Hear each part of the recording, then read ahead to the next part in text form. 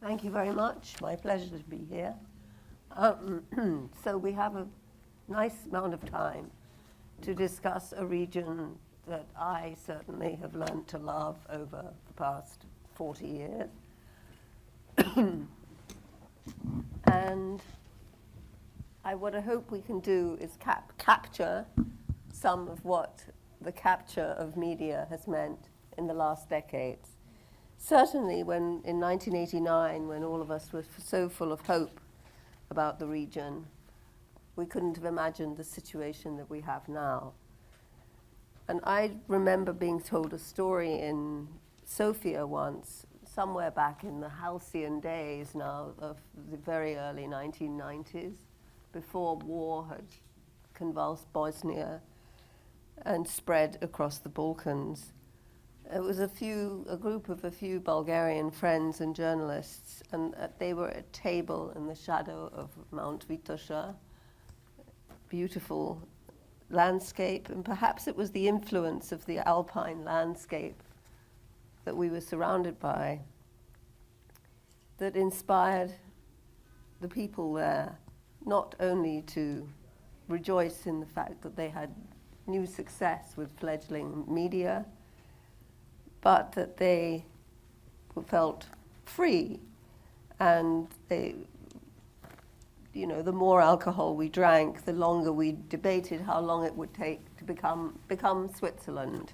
That was the title of the endeavor. 6 years, we decided, maybe 8 at the most, it was a widely accepted horizon for a generation that was impatient for change. People who were in their 20s and 30s when the anti-communist revolutions happened, they really were full of hope. Viewed from the distance now of more than 3 decades later, this recollection seems perhaps naive and definitely depressing.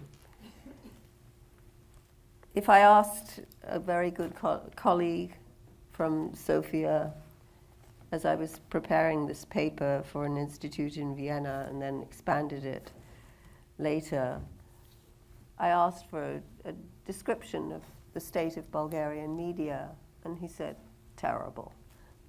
That was the only word you could use. I think there are a lot of ownership issues which maybe you, Velislava, will get into. And certainly across the region, we have seen many things happen that none of us would have held for possible in the late 80s and early 90s.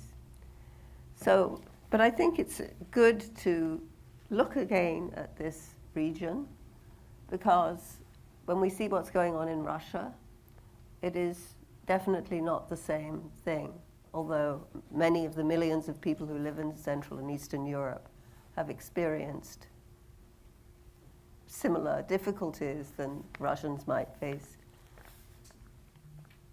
But I think we can learn a lot from the fact that the Central and East European countries, in a way, have a problem, I would argue, in that they tend to be often small.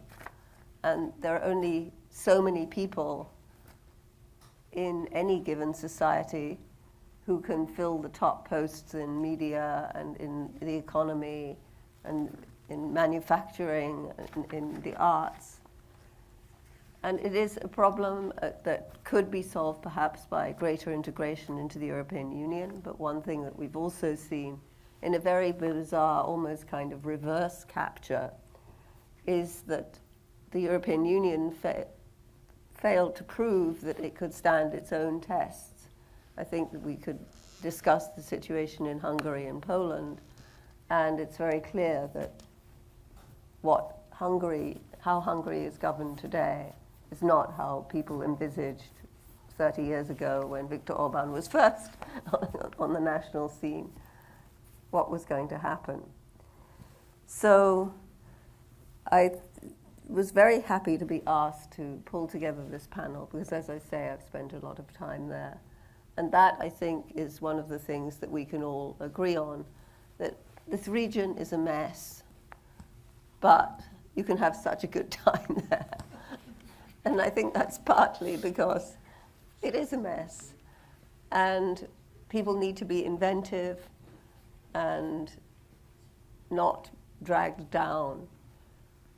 And I think what I would love to do, have it be that this session gives people a sense of hope, because we've heard some rather grim news from all over the world, and it's undeniable that journalists are under pressure in a way that they have not been before, that everybody is battered by the sort of new technology each second kind of demands of what we should be putting out and how we should be doing it. And also by the very fact, as in other spheres of life, I mean, we are all now our own bankers, our own travel agents, our own everything. There's no service anymore. We actually provide this service, the consumer. And we have to, as journalists, also provide the service of going behind the wings in the theatre and finding out how does this all work.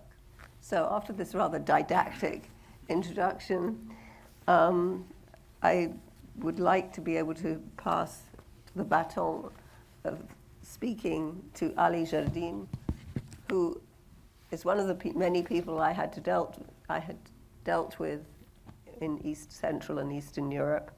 And I remember once there was a query from the Associated Press in Pennsylvania that some dastardly crime had been committed in whatever town it was in Pennsylvania, and it concerned events in a town in Slovenia and what was going on. And I looked at this came in at about 9 o'clock at night from New York. I thought, are they crazy, these people? How do they imagine that at 9 o'clock at night in a typical Central European country I'm going to be able to get any information whatsoever? But Ali was our stringer, so I called him, and very swiftly he called me back, and I said, it's unbelievable, I can't believe you managed to find this information so fast. And Ali said, well, I wouldn't be much of a journalist if in a country of 1.9 million people I couldn't find out what's happening. So on that note, I'm going to hand it all to you. And each panelist will introduce their views on the problem for 5 minutes or so each. Then I think we can have a general discussion and bring the audience in as well. So thank you very much for listening, and over to you. Thank you very much for your introduction and for invitation. Probably I would start with the attempt to give you a general picture about the region. I decided to pick up some statistical data made by Eurostat, European Union Statistical Office. It's about general attitude towards media. First feature of media in Central and Central Europe, and the feature of audience is that people in Central Europe are much less ready to pay for online subscription service. So say here we have 8% of people in general European population who paid subscription in last 12 months, and in comparison with the European average in Slovenia we have only 4%, 3% in Bulgaria. Okay, score in Hungary and Czech Republic is a little bit higher. Poland is equalized with average in European Union.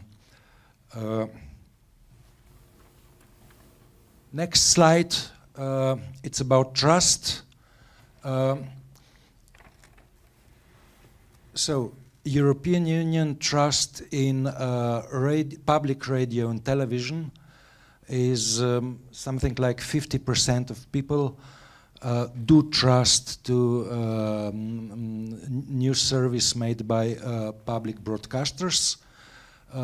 If we compare this, let's say in Poland, Hungary, the trust of people is much, much lower.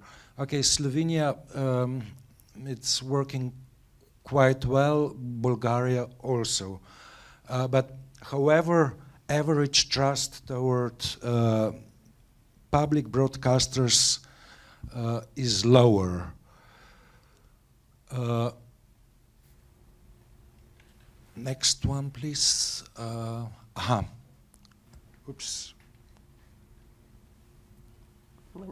One back. Written press. So written press is second most trusted source of information in European Union. It's still second most trusted source in Central European countries. But however, as you see, the trust given to printed media is much, much lower. If we would compare the trust to printed media, let's say in Slovenia, with the trust given to social media, we would find out that social media are nearly as trusted as printed media, what seems quite a disaster for me. But it's a question why. It's a question why. If we take which professions are most trusted in my country, okay, winners are firefighters, of course. Second place is taken by paramedics. Yeah. Third place is taken by nurses. It seems to be logical. Then scientists are quite on the top. In the middle of this scale of trust given to certain professions are judges, and judges are more trusted than journalists. Journalists are a little bit more trusted than officials of Roman Catholic Church. Okay, of course, the clear losers are politicians in generally, and ministers of the government are a little bit more trusted than politicians generally. But however, the result of smear campaigns that were going on for decades had an impact, and the impact is that the trust given to journalists is from my perspective, low. So the last slide, trust in social media, trust in people, groups, or friends that I follow. I see trust to social media in the European Union is not substantial. They have many doubts. In Slovenia, it's nearly equalized with trust to press, printed press, and it's similar with other Central European countries. If we would go on with this analysis, we would find out that, generally speaking, people in Central Europe do not trust to institutions. They do not trust the government. They do not trust to parliament, they do not trust to justice system, and they do not trust to media, because media are considered not as public service, but as institutions. And on the opposite side, the trust given to social media is absolutely higher than in European Union average. Thank you very much. This is for the beginning of my introduction. Yes, thank you very much. And let's weave in those observations with what you have to tell us. Okay, maybe I'll stand up also. So first of all, I want to thank you, IPI, that they're putting a spotlight on the region and the situation in the media in Bulgaria and other countries, because in past months we realized that maybe the problems are more connected than we thought, based on our experience during the war against Ukraine. And I'll go back in late January and February, when our website, Dnevnik.bg, started to be heavily attacked in so-called DDoS attacks. This is when thousands and millions of requests to the website are flooded in a minute. So there are so many that they stop the site to work. And our readers see on the screen that operation is time out. This is like error 522. And this started to be like once per week, then once per day. For more than an hour, we didn't have access to the website and also to our editorial system to work. This is for us and for our sister publication for all the websites of Economedia. Economedia is considered as the quality media group in Bulgaria. And as I said, for Dnevnik, we try to do news online journalism with context on a daily basis and based on the standards of journalism, which is very rare on our market these days. When we analyzed these attacks, we understood that there are similar attacks to some of the Bulgarian institutions, to other media websites. And also during this time, in the beginning of February, we thought that maybe the attack on Ukraine from Russia, it will start more as a cyber attack than like a normal war. Unfortunately, then the war started in an old-fashioned and a very bloody way. But the attacks continue. In next months, we constantly have attacks, and our website was for an hour or longer without access. For us, this means it's attempt to do not have access to quality information and critical journalism. What happens in July was even worse, because in the beginning, our IT department, they solved the attack maybe for an hour, so the day goes on the usual work process. Then in July, the attacks became different and heavily because they tried to attack us on every possible whole internal resources, our routers and everything. So for 2 days in July, we have like more than 24 hours for all our websites, they are down. No access to our journalism and very heavy way to share the information which we know. We organize a different workflow, and we decide to put part of the information on the social media. We do not know who is behind these attacks. We try to take information, investigate, but it's very heavy. Even Bulgarian officials said to us that maybe the information can be given by some foreign services. It's impossible to understand from Bulgaria. What we also understood is that in 2022, it's very cheap to order a DDoS attack. And they said even a teenager can do this. It's like $200 and you have it. For the last attacks, we thought maybe they're ordered by some Bulgarian groups because they're very focused on our websites and to stop the access. I tell you this example because from my point of view, this is one of new instruments. We didn't expect this, new instruments, a new weapon in the war on journalism that we are facing for so many years.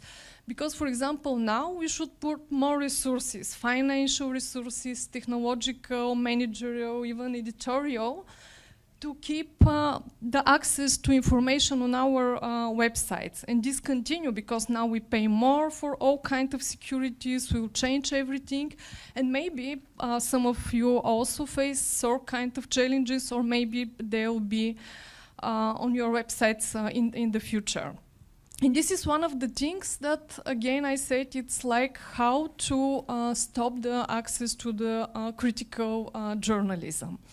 Another thing that happens in the past months, it's we heard a lot and we talk a lot about disinformation. In Bulgaria, in last months, the Russian propaganda was very, very intensive. I mean, It was in Bulgaria for many years, but now we realize how powerful it is, because now we should again confirm our European and our pro-Atlantic orientation. And it's now we'll face another election. It's question what our values is, what we will choose, and I hope we will not face a referendum that we should stay in European Union. And the propaganda is using the trolls, you know about the trolls, but I want to give an example about how they affect our comments. On the website we have a big forum, we try to moderate it and do our best to keep the discussion in a quality, in a proper way. But on Facebook we face another problem. On Facebook, in a minute you can have like hundreds of comments. And there, the Russian trolls, or the trolls who are posting words or some blaming or some labeling on the war in Ukraine and that it's not a war and who is responsible for it, are very active. So we decide to stop the comments under all our posts in Facebook concerning the war in Ukraine. In first month in March, when we stopped the comments, not to give the chance for the trolls to use our page in Facebook and to allow these paid comments, we lose more than 100,000 readers coming from Facebook. This means that Facebook somehow don't give the access to information and don't show the readers media, critical journalism, fact-checked information, a truthful media as we are, but they give more chances to trolls to do their paid work. And this is really difficult to fight on. Maybe you also experience, or you should know, if you close the comments or if you do something on the rules, you will be affected more than the others, unfortunately. And this is only one way, and Ali talked about the social media, how the social media affect our work and the access to journalism for readers and for especially in Bulgaria. I will not explain more about the situation in Bulgaria. Alison said it's terrible. I can say that the media in Bulgaria are captured, and this is part of the captured state. In last more than 12 years, we have a government that tried to destroy the media environment, to silence all the critical voices. One of the things that affect the truth in the media, and I think it's not only in Bulgaria, but in Bulgaria it was very clear as a formula, is that the certain groups and politicians and other people, so-called analyzers who have access to the friendly to the government media, they try to destroy the idea of public interest. Because when another media, critical voice, publish an investigation about a corruption, when we talk about what happens in the government and all the problems, they said this is not because of the public interest, but they said this is because of a private interest or if interest of another groups. And this is connected also with the ownership. In last years, the big media groups left Bulgaria, so this gives space to new owners connected more with political and other interests in the country. And also the state became, for some of the years, the biggest advertiser in the media, or among the biggest. I mean, they fulfill the friendly media with all the state budget funds. And worst thing is that they also give money from the European funds and communication programs of the European funds, which are also managed by the government institutions, to these media who support the government. So year after year, the media environment was destroyed, and certain media, our group, some other media, tried to keep their to do the journalism, to keep their critical voices, but it's very difficult because the other problem is, on one hand, they control the media environment because they also control the judiciary system. So we have like the general prosecutor, the prosecution, everything can be turned against the media, against the publishers and the media and journalists who are not on the right way. So this is like maybe similar for other countries with attempts to authoritarian regimes or parties and interests that try to control everything. In Bulgaria, it was also filled with some Russian money. We realized and saw this also these days. So all these problems are connected, and also they affect the business model of the media. Now the question is how to continue and to survive and to do our job, because the platforms take the advertising money. We're a pretty small market, and advertisers now prefer to go on Facebook, Google, and also on TV. And for online or for print or for more traditional media, it's difficult to survive. So basically the problems are similar, and I joke that it's very helpful for me, but I feel like on a therapy group sharing all the similar problems. The question is, what are the decisions and what we can do? And one thing we think it's good if we try to somehow differentiate what are the quality media.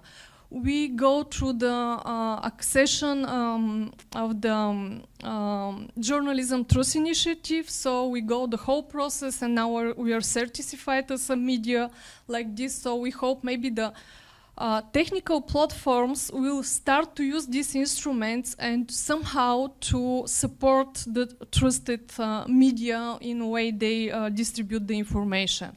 Also, we face some possibilities with the independent funds that are ready to finance the journalism, because the independent journalism depends on the independent financing. This is crucial. And another thing is, if we have find a way to share experience, knowledge, and support on all kinds of technical and distribution issues, that will help us for a future model. So we can like win, or at least have a few wins in a war on journalism in the whole region, and to keep doing the journalism based on the standards. So I stop here. Yeah. Yes, thank you for giving that very detailed picture. So, Robert. So, hello, thank you for the invitation. This is the first picture, is just to remind you the region we are speaking about. And next slide, please. It's I don't know if you know him. It's Czech President Miloš Zeman. Yeah? I'm strongly convinced that the hostile attitudes towards media belongs with people like him. It's on that machine gun. It's the letter says on journalists, and it is some gift during his visit in some countryside. And by the way, on the place of magazine, you can see the bottle of Becherovka. It's alcoholic drink, and somebody thought it's funny, but I think it's not. Next slide, please. This is even worse, I think. This picture. Sorry for the quality, but it's the screenshot from some video. This is the from 2017, where Miloš Zeman met Vladimir Putin in Moscow, and they speak together like this. So this is the words not by Vladimir Putin, but by Miloš Zeman. And next slide, please. And this quote is by Vladimir Putin. So it means that you can see the Czech president, president of the member states of NATO and EU, who is speaking about the killing journalists, and you can see on the right side a mass murderer who is telling him that it's not need to kill them; it just needs to be contained or reduced. It's really. Strange, I think. Could I just interject a question? Sure. Have you seen that reported elsewhere? I mean, broadly in international media? No, not international. It was in Czech media. Yeah. I'm not sure if somebody noticed it in the foreign media. Maybe I'm not sure, but it was in the Czech media only, because it was captured by coincidence, I think, by somebody who shot it there, and it was hard to find out what is he speaking about, but this is the real quotation. But I think for international figures, it's worthy as an example of what is faced in these countries every day. Okay, next slide, please. And this is Andrei Babiš, it's former Czech Prime Minister.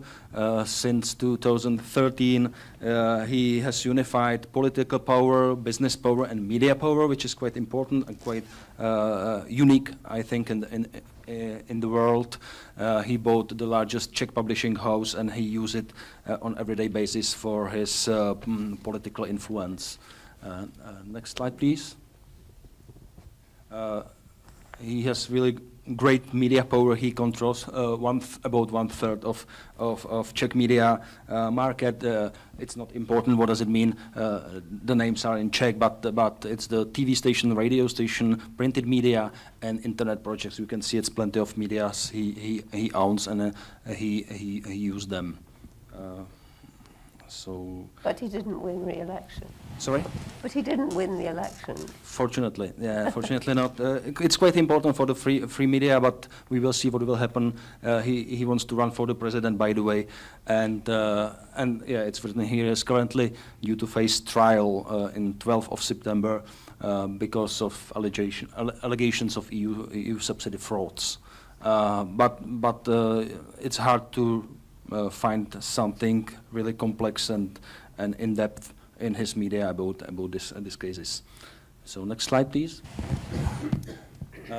This is the example of reaction to Babiš, the guy on the slide before, entry into the Czech media, so-called, we call it oligarchization, that large economic groups decided to buy their own media as a sort of protection against Babiš, and sort of they say they use it for, let's say, security reasons.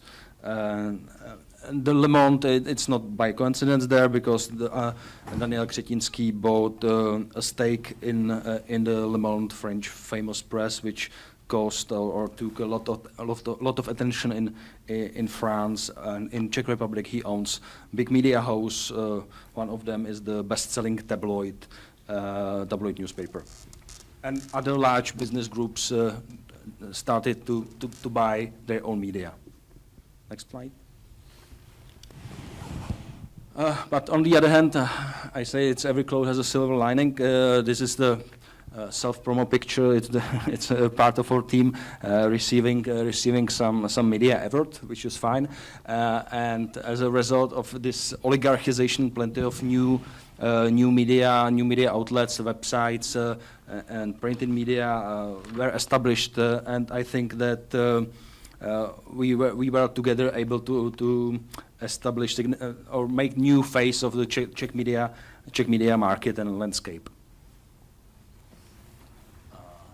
It was on the Alice slideshow that the trust in the Czech public media is even higher than trust in the public media in average of European Union, which is fine. I think that it's a great advantage of the Czech media market that we have really strong and credible public media, which is not granted forever, of course. But this picture shows on the top there's the TV stations, and down there are the radio stations. So they offer quite to the public quite a good service, I think, and they are really trusted and quite good quality. And this list is example of it's the list of disinformation media, which is something we are speaking here in this conference for 3 days. It's the problem of every country, and Czech Republic is no exception. So there are plenty of them. It's really hard to fight them. But I think that is something is the same not only in Central Europe but all over the world, as we have heard during this conference. So Thank you. Well, thank you. Those were great examples. So my name is Márton Gergely. I am the editor-in-chief of HVG in Hungary. And Alison, you started with the promise that we are going to speak about hope. And I'm really, sad to say that I think I am the one who is speaking about being robbed of any hope over and over again. So we've listened to the struggles of the media here in Eastern Europe, but also in the US and in Asia and in Africa. And it happens the same way. And I think Hungary has one unique step further. Viktor Orban, our prime minister, was in the US a month ago, and he had a speech at CPAC in Dallas. And he had an advice to the Republicans: play by your own rules. Not to play by the rules, but by your own rules. I don't deny that the ruling Hungarian party, Fidesz, is the strongest party right now, and their quarterback is the most talented. But they are not only deflating the balls, but they are rewriting every rules. So they've written new rules about media, they have gerrymandered, they have got rid of any checks and balances, they have rewritten every rule which is regarding political competition. So it is not a surprise that in April they won their fourth consecutive term. But even for us, it was shocking how much a part of the Hungarian population was cheering for a team which is not only having the strongest people on the field, but also the referees. We have been written about the facts for the last 12 years. And for the last 3 years, the facts were really against this government. They mishandled the COVID pandemic. We had the biggest, one of the biggest death rate in the world, so in the top 10. And Viktor Orban is one of the best buddies of Vladimir Putin, who started a war 6 weeks ahead of the elections in our neighboring country, Ukraine. So what they were doing in that campaign, that they were simply lying. They lied that Hungary went especially good through the pandemic, which was a blatant lie, and that the opposition would send troops into Ukraine, which was another lie. After the elections, we had a survey that even a third of the opposition voters believed both lies. So we in the still independent Hungarian media, we worked hard to get those lies debunked, and it meant nothing. And that meant that after the elections, we had a double demotivation problem, a demotivation on the side of the readers who said, I don't care about politics anymore if it only stresses me, frustrates me, and on the side of the journalists who were, working in the most difficult conditions during the pandemic because of the financial situation. They were giving up on a part of their salary.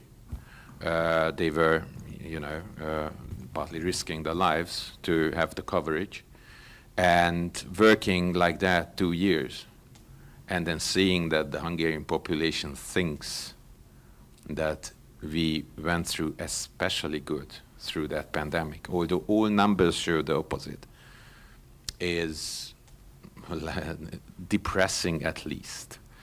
The other big problem is that we independent media, one, we have learned that we still exist because Mr. Orban can afford us. He doesn't care about us. He doesn't interact with us. he doesn't care about our coverage. This is to make us useless. And we have a very strange battle within our newsrooms, that we operate on the rules of our profession coming from a liberal democracy in an illiberal one. And those two systems are colliding. So we can't really keep up the quality of our work because the illiberal system around us doesn't comply to the liberal democracy rules we would like to follow. So in this situation, quite some people in our profession ask themselves whether it is possible to keep on working. And right now there's a huge debate among Hungarian journalists because one of the best investigative journalists have quitted a few months ago, and he has written a fantastic, moving, touching piece on Facebook about it. That it is not possible to work as you want in the Hungarian media anymore. And I talked to him because he was a colleague of mine at Népszabadság, which was the that time biggest newspaper before it was shut down after a hostile takeover. So we are 12 years into that. Now I skipped all the crackdowns and the building of the propaganda machinery. So I asked him what he is up next, and he said that he started a school to be an electrician. And that the previous week he has managed to make his first electric circuit, and after switching the button, there was light, and that was the first time in 10 years that his action had a consequence.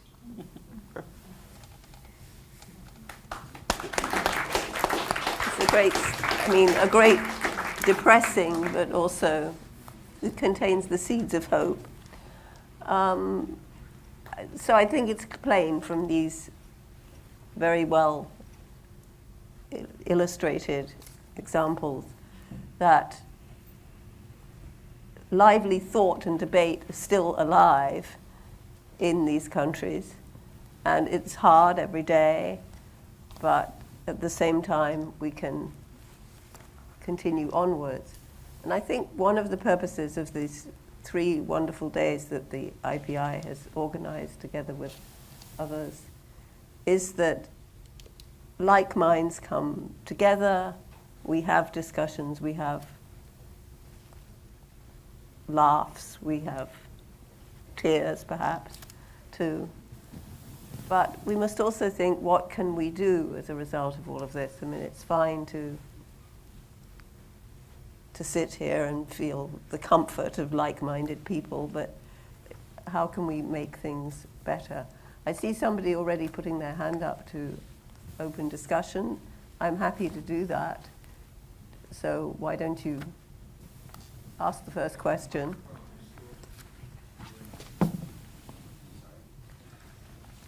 And the panelists, of course, should feel free really to weigh in at any point or comment on each other's contributions.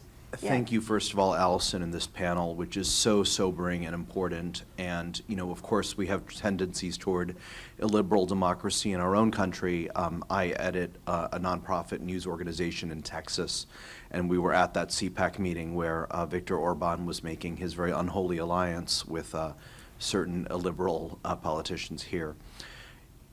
I want to ask about history for a moment.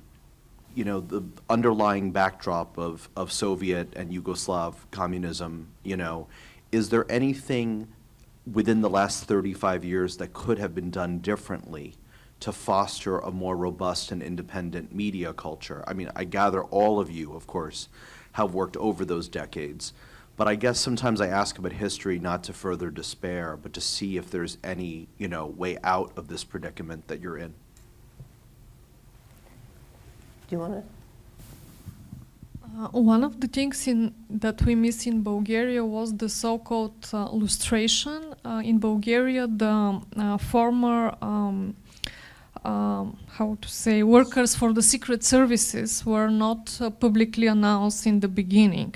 And after that, during the years, we very often, also as journalists, we discover that there is still hidden network and connections of these people trying to influence and to control the political system, etc. Another problem is, I mentioned it, that the European funds that should help us to build our countries better became one of the biggest instruments of corruption and fulfilling these small groups to control everything, media, etc. So this was a big problem, and maybe we should find another way to, because now we'll have new money from the European Union and the recovery plan and everything, and maybe this will help the corruption again in these groups. I mean, everything is spread among a few people, and of course they need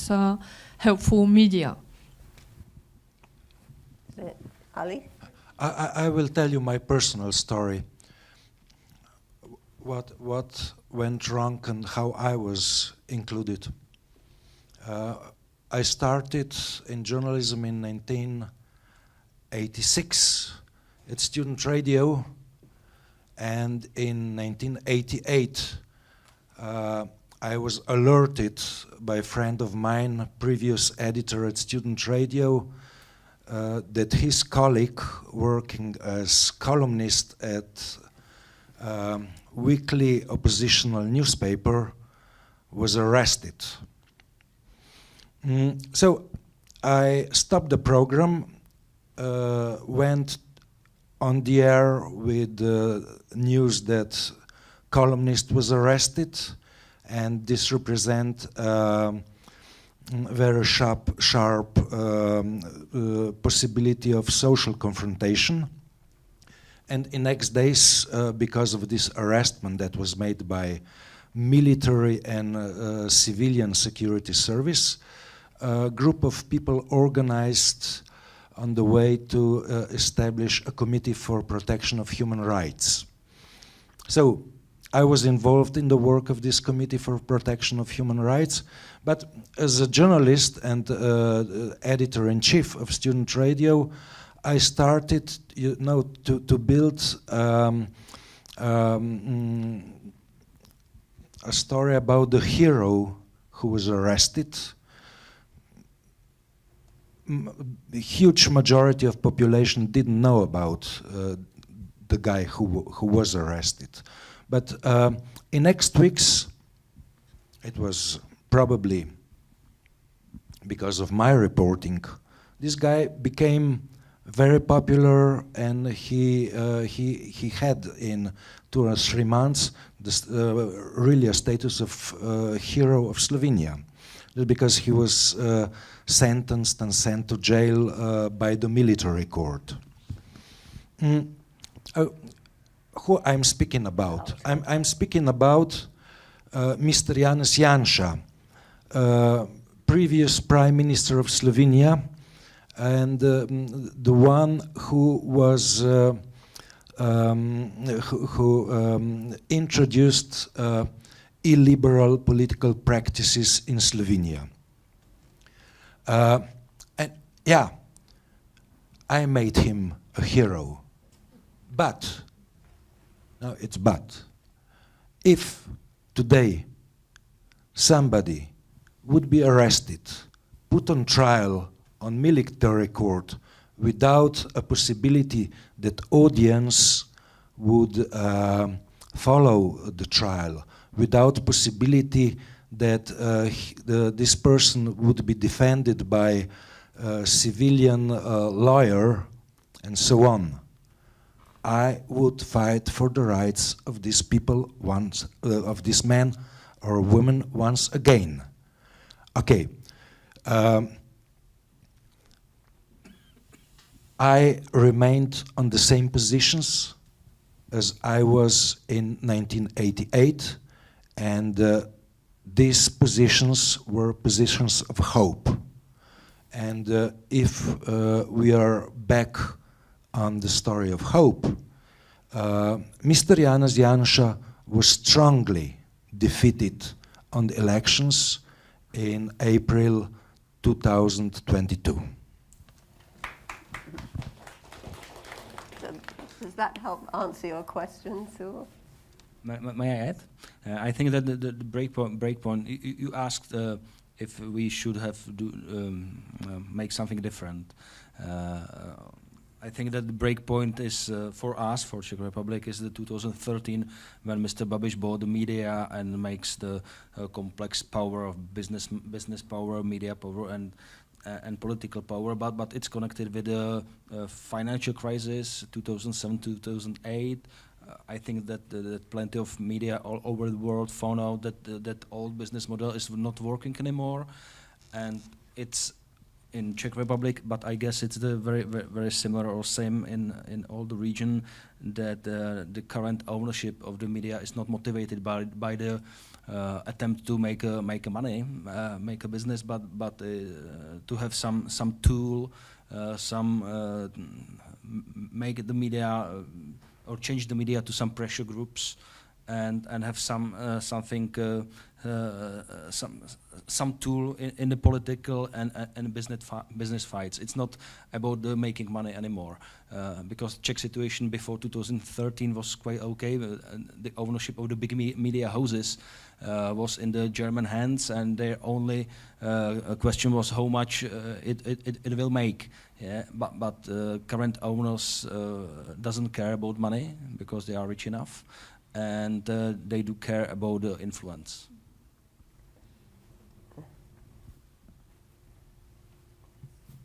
So you told us that the money of the European community made the oligarchs with the corruption. Is that correct? Some kind of? It was not me speaking about it. It's any. I think it's in Hungary. It's the same. So my question is: should the European community stop the money who goes to your countries? It is a hard question, and Mr. Orban is saying that this is, not out of pity. The Hungarian market was in 2004 in a very bad shape. The Hungarian firms were not competitive enough. So the money which came in was a compensation because the big German, English, French companies came in too, and they had a huge advantage on our market, and they have earned an awful lot of money with it. So it is, I don't always like this question of taking us the money, because it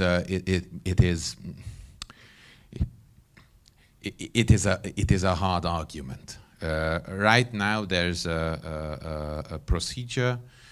Hungary might lose some of the money because of lack of rule of law, and I like that, because that's a process in which the Hungarian government can offer amendments to the Hungarian law, and if it doesn't do it, it will lose money. So that's a mechanism which is now in effect, and that's right. Simply before that, in a political decision to stop the money would have been, I think, problematic. But it is definitely the right question. So we have common rules in the European Union. We shall respect those rules, and respecting the rules, respecting human rights, respecting rule of law, and so on, should be precondition to cooperate in any financial stories. It should be. Yeah, maybe to stop the money, it's not the decision, but to control them better, because the situation, for example, in Bulgaria is that if they stop the European money, they will steal the local state budget and will have more debt.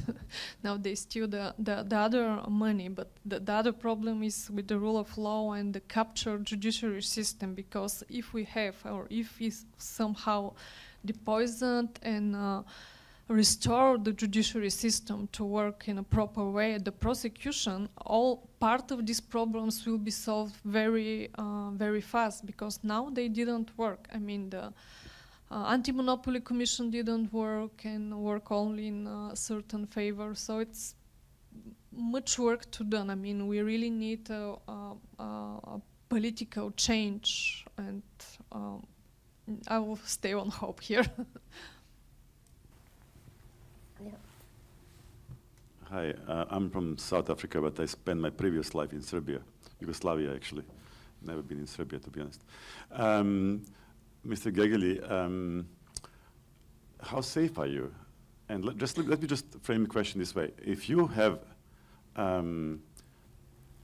good amount of money to build this really, really strong editorial team, which is impenetrable and can sustain the verbal attacks, how safe are you how would you be able to build this, let's call it citadel of truth that can actually bring about change and open Hungarian people's eyes? Well, we are. Would you be dealt physically with, essentially? Physically, we are safe. So this is not like Turkey or Russia. As I told, he can afford us. Mr. Orban is much more, focusing on keeping his own voter base under vacuum. And we see that about 1/3 of the Hungarian population doesn't get any other arguments, just the government. So they are totally cut off from any argument. So if Orban says that the Hungarian left would like to start advertising sex-changing operations in kindergarten, they would believe it. Why do I know it? Because Orban said it and they believed it. So there's a majority in Hungary who thinks that that the Hungarian left is trying to advertise this in kindergarten. So this is one of the ways he is winning the elections. It's fear-mongering, and it's making his audience unpenetrable by us. So as long as we don't disturb, we can stay. And on the other hand, it's a bit like the zebras on the savannah. The lions take always the weakest. So HVG is thankfully a very strong house. We are not at that particular moment of time in big danger because we are healthier than the others. But the lions work systematically. They have worked over the last 12 years very patiently. So my newspaper where I worked, and I was deputy editor-in-chief, was ambushed 6 years ago. It's going to be 6 years this October. There was a hostile takeover, and then it was shut down from one day to the other. So it happens, but physically we are not attacked. And it is frustrating because if we make a really mean cover about Orban, and we are known for our very mean covers, they are showing it to the European Union, and they are showing it to their critics. Look, what is possible in Hungary to joke about Orban. So why do you say there's no press freedom? There's still a press freedom, but there's no free press landscape anymore, and that's a distinction, and they try to, play around with it.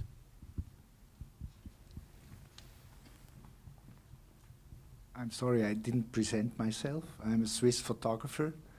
I could spend 4 months in Hungary last year. I watched the Hungarians. I could do an exhibition in the end in March this year in Budapest. But what I was seeing, how could Orban take over this country?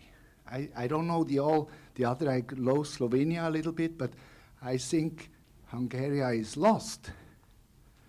How could it come like this? That's what I don't understand. Still, after 4 months in the country, I have no answer. He is playing by his own rules, and the Hungarians granted him a supermajority in 2010. He has rewritten the constitution. He has absolute power over every institution. Nobody remarked it. We kind of did. We kind of didn't. I just want to mention that it can be replicated, the situation in Hungary, very easily. For example, in our country, there are several politicians who considered Orban as a great example. They want to follow, and even in America, and his idea of illiberal democracy is very popular among them, which is really threatening, not only for the media freedom, but for the democracy itself.